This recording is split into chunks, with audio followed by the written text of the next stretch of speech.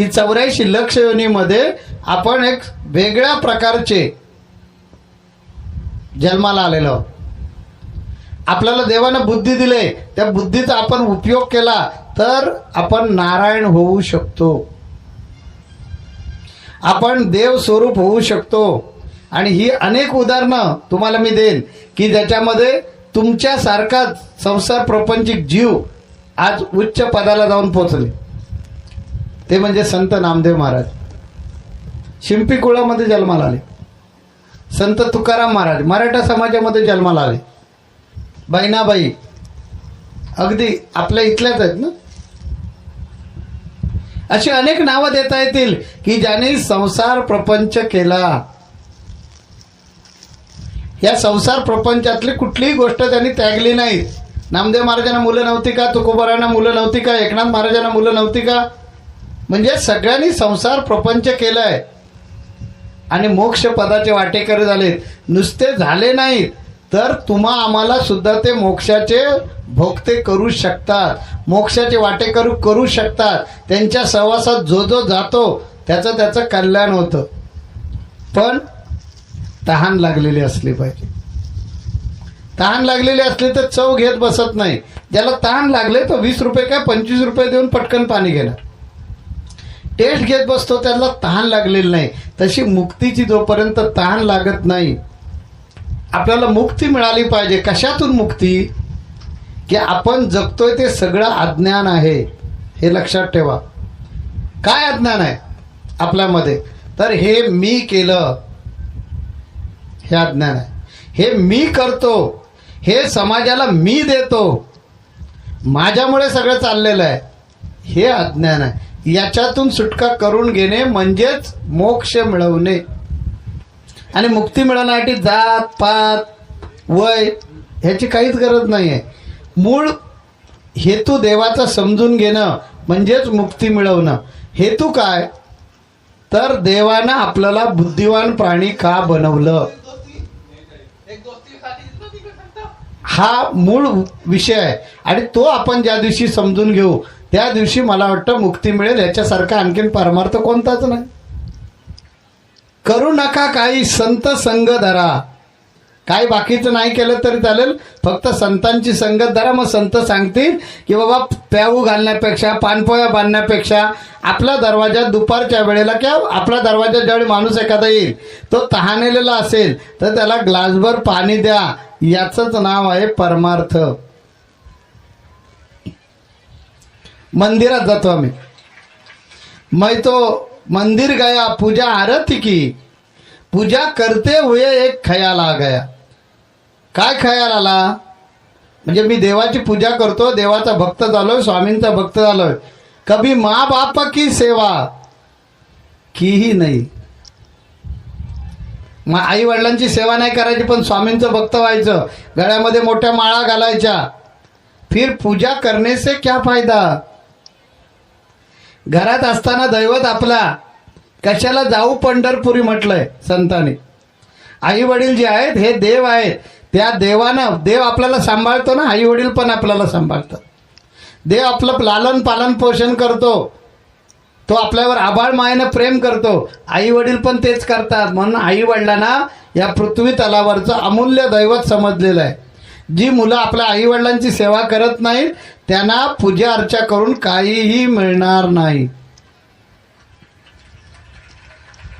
मैं सत्संग गया, या गाण्यामध्ये मी काय सांगतोय, मैं तो सत्संग गया गुरुवाणी सुनी, गुरुवाणी सुनकर एक ख्याल आ गया, जन्म इंसान का लेकर किया क्या नहीं, फिर इंसान कहलाने से क्या फायदा. म्हणजे मनुष्य जन्म मला मिळाला आहे, पण मनुष्य जन्मामध्ये मी जे करायला नको आहे ते केलंय तरी सुद्धा मला मनुष्य म्हणा. देव म्हणायचं तर बाजूलाच सोडा. राक्षसासारखं वानरासारखं जीवन जगलो आपण, ते जगतो.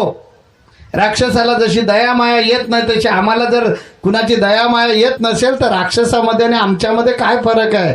आपल्यामध्ये जर पशुपणा असेल, आपण पशुतुल्य जर समाजामध्ये वागत असू, इतरांबरोबर वागत असू, काही पुरुष आपल्या बायकांबरोबर एकदम पशुसारखे वागतात. काही सासवा सुनेबरोबर एकदम पशुसारख्या वागतात. त्यांना काय अधिकार आहे मनुष्य जन्म घेतलाय म्हणायचं.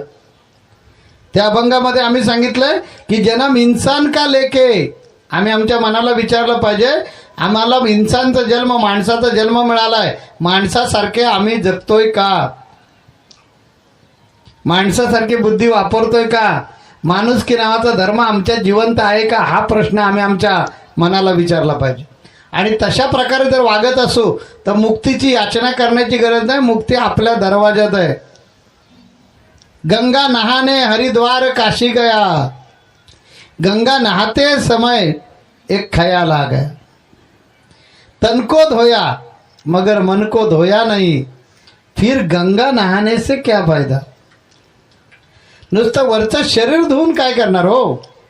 मन जर धुता आलं नाही आपल्याला, मन आपलं साफ नसेल, शेजारचा माणूस आपल्या जमिनीवर लक्ष ठेवतोय ना की शेजारच्या माणसाची जमीन आपल्या जवळ आहे ना, एक एक फुटानं त्याचा बांध करूया, तर आपल्याला काय उपयोग आहे. एक एक फूट फक्त त्याची जमीन घ्यायची. तर आपल्यामध्ये आणि त्या हिंस्र प्राण्यांमध्ये काहीही फरक नाही. दुसऱ्याच्या पुढ्यातलं ओढून शिकार नेणार हिंस्र प्राणी. मैंने दान किया, मैंने जप तप किया, मी नुसतं दान नाही केलं, जप तप पण केलाय. दान करते हुए एक ख्याल आ गया, म्हणजे मी दानधर्म करतोय तेव्हा माझ्या मनामध्ये असा प्रश्न आला पाहिजे, ठीक आहे मी लाखो रुपयाचं दान करतोय, परंतु कभी भूखे को खाना खिलाया नाही. म्हणजे दरवाजात एखादा भुकेलेला माणूस आला, हे चल भाजी लाव. मला इथे एक अक्कलकोट स्वामींची गोष्ट आठवते. अक्कलकोट स्वामींचा एक भक्त होता आणि त्याने गुरुवारचा दिवस असल्यामुळे स्वामीने आंबे घेतले, आपूस आंबे विकत, आणि चालला मठामध्ये. त्याची परीक्षा घेण्यासाठी स्वामी समर्थ भिकाऱ्याचं रूप घेतात. कळकट मळकट कपडे असतात, दात काळे झालेले असतात, केस पिंजारलेले असतात. अशा एकदम विचित्र रूपामध्ये एक भिकारी समोरून येतो आणि तो त्या शेठला सांगतो, शेठ 2-3 दिवसाचा उपास आहे हो, काहीतरी खायला द्या. शेठ म्हणतो, नाही चल बाजूला हो, तुला काय मिळणार नाही, मी स्वामींच्या मठात चाललो. शेठ जा ना स्वामींच्या मठामध्ये, पण भुकेलेलं आहे, काहीतरी खायला तरी द्या ना. तो म्हणतो नाही, पैसे तरी द्या. अजिबात नाही, मला शिवू पण नकोस. म्हणाला शेठ ठीक आहे मी तुम्हाला शिवत नाही, पण हे काय हातामध्ये. तो म्हणाला आंबे. मला एक द्या ना. एक द्या. आंबा मागितल्याबरोबर त्या शेठला इतका राग येतो आणि तो त्या भिकाऱ्याच्या कमरेमध्ये लाथ घालतो आणि सांगतो, चाल चला भिकारी, आंबे मागतो, तुला माहिती आहे का स्वामीने घेऊन चाललोय. आणि ज्यावेळी स्वामींच्या मंदिरात जातो, दर्शन घेतो, स्वामी उठतात ताडकन, त्याच्या कमरेत लाथ घालतात, सांगतात, चल चला भिकारी, इकडे आंब्याच्या पेट्या घेऊन आल्या. अरे तिथे एक आंबा मागत होतो, तो दिला नाही जाणे, इथे आंब्याच्या पेट्या घेऊन नाचतोय. तात्पर्य की देव रंजल्या गांजल्यांमध्ये बघायला पाहिजे, देव आपल्याला रंजले गांजल्यांमध्ये दिसला पाहिजे.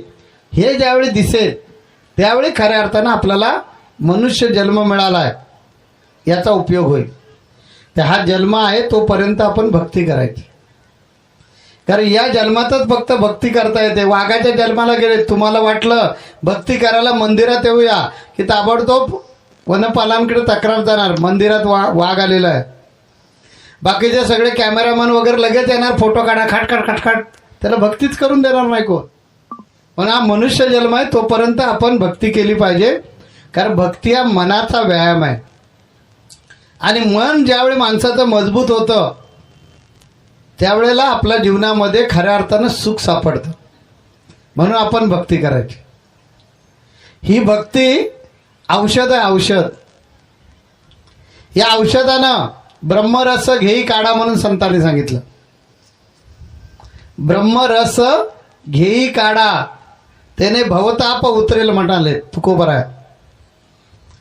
तर ही भक्ती जी आहे ही आम्हाला मुक्ती मिळवून देणार आहे. ही भक्ती आम्हाला चांगल्या प्रकारे जगाला शिकवणार आहे.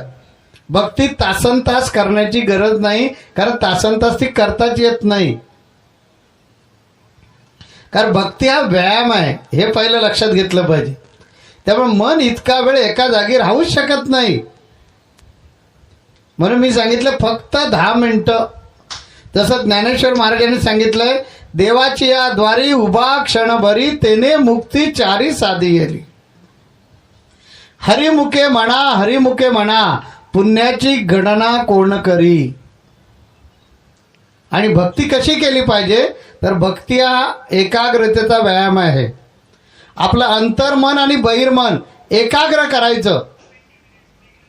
अशा प्रकारची जर कृती तुम्ही केलीत तरच तुम्हाला त्याची प्रचिती येईल. कारण ही कृती जर तुम्ही केलीत तर तुमचा संयम वाढेल आणि उतावळेपणा निघून जाईल. आज आपण एवढे मोठे झालेलो आहोत पण काही जणांमध्ये संयम कमी आहे आणि संयम कमी असल्यामुळे उतावळीपणानं कधी कधी निर्णय घेतोय, चुकीचे निर्णय होत आहेत ते. आणि ते चुकीचे निर्णय झाल्यामुळे आपल्याला दुःख भोगावं लागतंय. आणि दुःख भोगायला लागलं की आपल्याला वाटतं आमच्यावर कोणी काहीतरी भानामती केल्या, आमच्यावर कोणी काहीतरी करणी केले, आमच्यावर काहीतरी भूत उठवलेत. कुणीही करणी बिरणी केलेली नाही. करणी, भूतभूताटकी, भानामती ह्या सगळ्या गोष्टी थोतांड गोष्टी आहेत, अंधश्रद्धेतल्या गोष्टी आहेत. यांच्या नादी लागू नका. दिवसातून 10 मिनिटं वेळ काढायचा, भक्ती करायची, कुणाचं वाईट चिंतायचं नाही. जोपर्यंत आपण दुसऱ्याचं कुणाचं वाईट करत नाही तोपर्यंत कुणालाही घाबरायची गरज नाही. पण उतून जायचं नाही, मातून जायचं नाही. मातून गेलं तर राक्षसांमध्ये आणि आपल्यामध्ये काहीही फरक नाही. तर आपल्यामधला राक्षस संपला पाहिजे, आपल्यातला वानर गेला पाहिजे, आपल्यातला माणूस संपला पाहिजे. आणि आपल्यामध्ये जर देव पण यायला पाहिजे असेल तर आपण दररोज 10 मिनिटं वेळ काढून एकाग्रतेनं स्वतःला डेव्हलप करून घ्या. आपल्यामध्ये संयम वाढवा.